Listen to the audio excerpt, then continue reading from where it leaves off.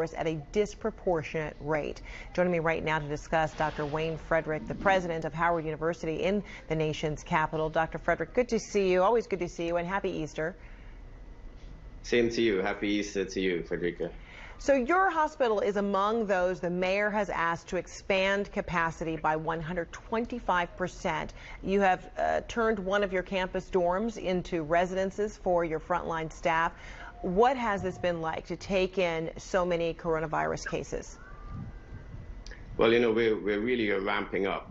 We don't quite have the surge that is anticipated, but the mayor wisely and her Department of Health has really mobilized the city to try to get ready for it. And I think that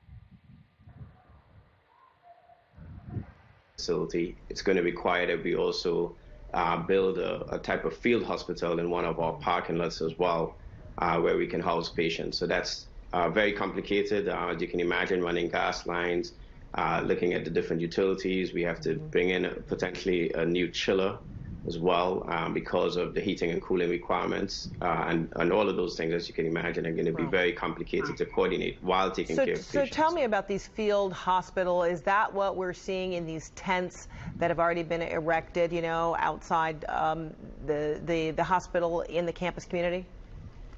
Well, the current tent is really set up more for triage. That's where we're going to be bringing in patients who have symptoms that are consistent with coronavirus. We're going to be able to screen them there before bringing them into the hospital and try to get a disposition on them in the current triage tent that's set up. This other tent that we will have to put up in the coming weeks will be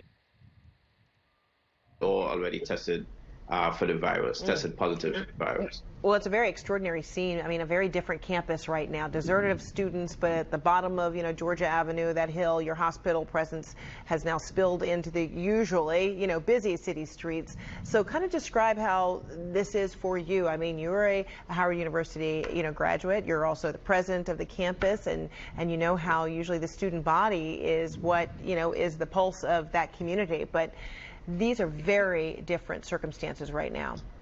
They're very, very different circumstances. Airy in a way, but at the same time, I think a moment for us to reflect as well. Howard University has been in that community through riots, through upheaval, through good times and bad times. And I think once again, we're proving the need to be there.